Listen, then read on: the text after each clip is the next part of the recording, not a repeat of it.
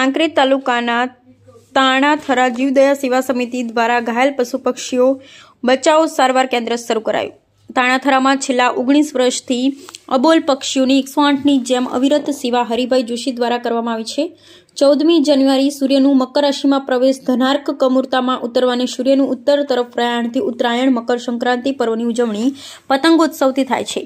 ઊંચા ઘોઘાટ વહેલી સવારથી મોડી રાત સુધી પતંગ રશિયાઓ પતંગ દાવ પેચનો આનંદ લૂંટે છે, તો જીવસૃષ્ટિમાં પક્ષીઓ પોતાના બચ્ચાનો નિભાવ કરવા આકાશમાં વિહરી ખોરાક પાણી શોધવા સવાર સાંજ મોટી સંખ્યામાં નીકળે છે।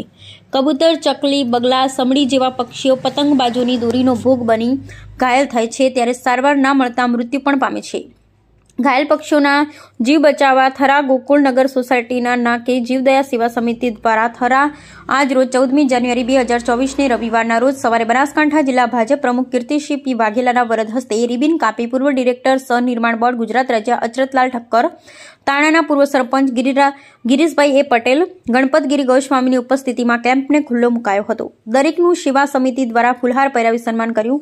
આ કેમ્પ 24 કલાક 365 દિવસ ચાલુ રહે। કેમ્પમાં કૂતરા માટે રોટલી, ગાય માટે ઘાસ અને પાણીના કુંડા, કૂતરા માટે ચાટ, પક્ષીઓ માટે માળા, પક્ષીઓ માટે પાણીના કુંડા વગેરે સેવાકીય કાર્યો કેમ્પમાં કરવામાં આવે। ત્યારે કીર્તિસિંહ વાઘેલાએ જણાવ્યું કે નાની ઉંમરમાં ઉમદા અને સેવાકીય કાર્ય કરવા બદલ જીવદયા સેવા સમિતિના પ્રમુખ હરિભાઈ જોશી, ઉપપ્રમુખ MC સાધુ, મંત્રી હિતેશ પંચાલ, સહમંત્રી શૈલેષ સુથાર, ખજાનચી અશ્વિનડી પ્રજાપતિ સહિત સેવા સમિતિના દરેક કાર્યકર્તાઓને બિરદાવ્યું। આ કાર્યક્રમ કરવાથી તાલુકાના જીવદયા પ્રેમીઓમાં ભારે ઉત્સાહ જોવા મળ્યો અને લોકો દ્વારા તેમાં ઉદાર હાથે દાનની સરવાણી વહાવવામાં આવી હતી।